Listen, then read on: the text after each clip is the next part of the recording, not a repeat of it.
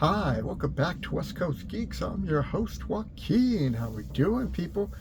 I know it's been a while, which is really the topic of this video, DM burnt out.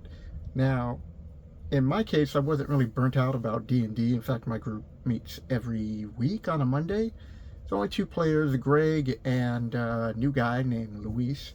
Is going to be joining us. Hopefully, he's going to help me with my video audio on OBS and figure out if it's an OBS thing or maybe it's a Discord thing. But we're going to figure it out because I have two videos with Eric, and the audio is really bad. So my group meets once a week, and we just concluded against the Cult of the Reptile Gods and won. And I want to do a series of videos about that, the DM tips, what I changed, different things I did, and so on. But I haven't made a video in a long time, and I've been really procrastinating on it. And it falls in line with DM burnout. So all DMs go through it. You're going to feel more pressure than any player to show up to the game because you're the one in charge of everything. I mean, you're the one who buys everything. Sometimes you host it at your place, and you don't want, in most cases they're your friends, so you don't want to let them down. But when you get to that point, and you will, you got to learn to take a break. Now, in my case with making videos, I really enjoy making videos with Eric, and that's been hard to do. So I haven't been motivated to make videos. But what I am motivated to do is DM. But there have been times in my life when I just stopped, whether by my choice or just circumstances. Sometimes the circumstances were when I was younger, I just wanted to go out and party more. So D&D wasn't my number one priority, especially in my early 20s. But I would always buy the products and loosely kept up what was going on. And so it wasn't till like around 2002-ish, maybe 3 at the latest, where I got into 3rd edition.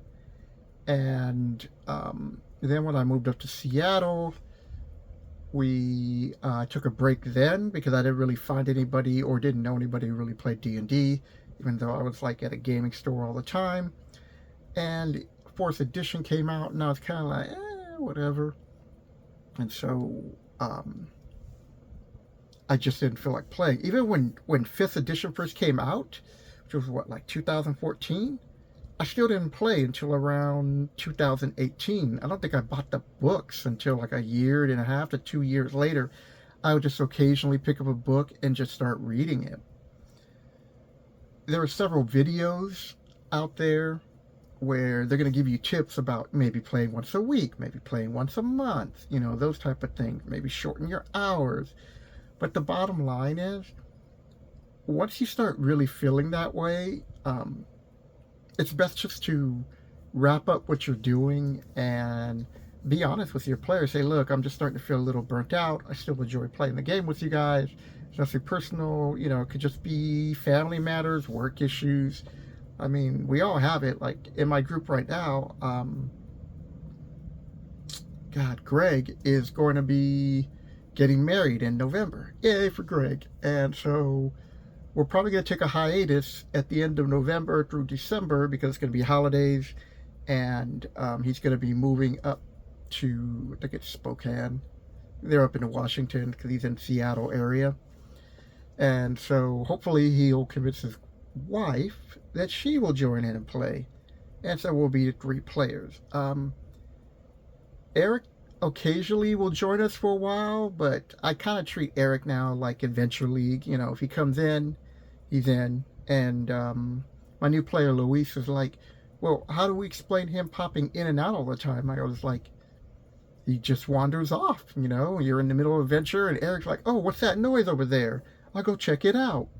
And then we don't see him for a few weeks or a month or until the next campaign, And so when you're trying to factor all those things in, it's a lot to juggle. So you're going to have to pick your place And, what do you want out of the game? It's not what your players want. It's what do you want? Because you're the person playing the game with them. And even though it's a collective where we're all getting together and most likely we should be all having a good time, in my case, it's kind of hard because we're all online and we're in different areas. At least Luis is here locally, but Eric's in Las Vegas, Greg's up north. So I can only go by the sounds of their voice, or especially when they're laughing a lot and we're just joking around. So you can't see that. I think as a DM, you really get to learn whether you want to or not. You just go subconsciously. You're going to learn to read people and the table. And they're going to read that on your face too. Where if you're just phoning it in or half-assing it, when you get to that point, take a break. Even if it's only like a few weeks or a month after a campaign, you just say, hey, we're going to take a break for a moment. And you might lose some players because of it, But the point is like, you need that break because there is such a high expectation, especially now. I remember when I first started playing Keep on the Borderland and learning D&D. Let me grab my book.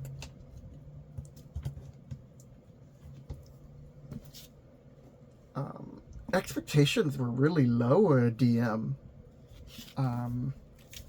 Yes, you were expected to know the rules or most of the rules that you can remember, but your group was like, hey, I bought this, right? And this is what we're going to play. There was no, what's my motivation? It's like, my motivation is I spent $5, this is back in the 80s. I spent $3 or $4 on this module, dude. And your players just played. Where now, you got to come up with, harsh voices. Like, this is one of my favorite NPCs to play. His name is Cobb. He's a woodsman. He doesn't got that much knowledge, but he could tell you a few things about growing up in the woods. One time I was in the woods, and these kobolds came and tried to sneak up on me. Not old Cobb. You're not going to get past me. No sirree, son. And let me tell you why. Because Cobb sets traps at night. A lot of traps at night. There ain't nothing getting into my camp that I don't know about. Also, I have a pet squirrel. And his little pet squirrel. He tells me things.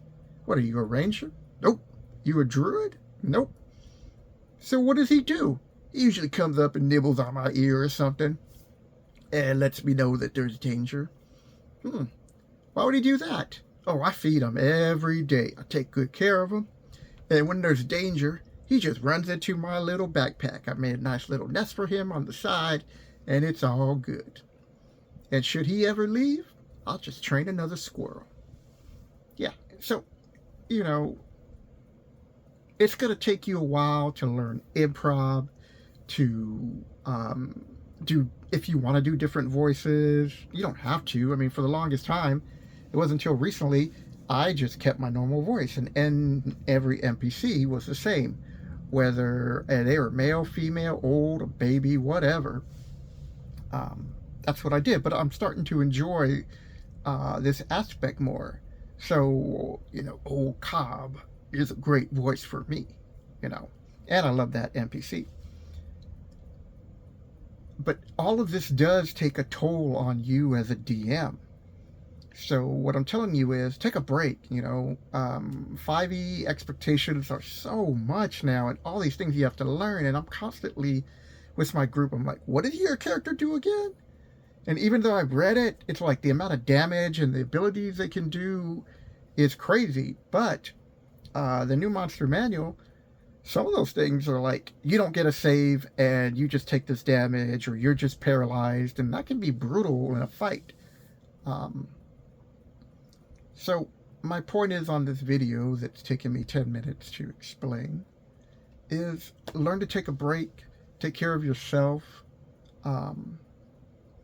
enjoy the game for what it is, just you, and hopefully you'll develop friendships out of it. A group of players just gathering around, having great times, telling cool stories.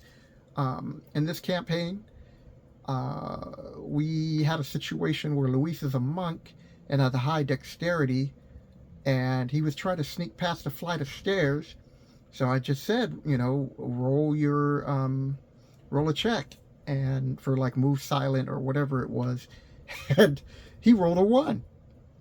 And so I explained it. I'm like, so as you're creeping down these marble steps that go into the ground of this old temple, you slip and fall all the way down the stairs. And I just rolled a d4. You take, you know, or maybe it was a d6. You take this much damage. I think it was like 2 or 3 damage. And all the guards are now looking at you like they're stunned, and a few of them are laughing. That's what's great about this game, just having these little moments. Or if you crit at a critical time and you kill the monster, and the DM lets you know, it's like, oh, you're just about to cast a fireball, or you're just about to do this ability, and you saw him getting ready, and then you killed him. These are great times and great memories. So, what are you going to get out of this video? 1, Arcane loves playing D&D. Always has, always will. Number 2, take a break every now and then. And I don't mean play another RPG game, because if you're feeling like you're just getting a little bit burnt out, don't switch to another game. You know, take a little vacation. It could be a couple of weeks, it could be a month, you know, whatever it's going to take. Just take it and have somebody else DM, or play another system where somebody else could be the game master or whatever it is that they play. So that's it. I'm going to get back into making videos again, because I do enjoy doing this. So leave a comment. That's why you don't hear me say like and subscribe anymore, because I'm not trying to build the channel that way. I'm just putting this out to help other DMs and to share my love of RPG games, and most importantly, Dungeons and Dragons. So leave a comment. Love to hear from you guys. Like to have conversations with you, and to just for kicks, dude. Sorry it's been a while, and hopefully I can get these audios cleaned up, and Eric will be back soon. Hope you guys are having a great weekend. Take care.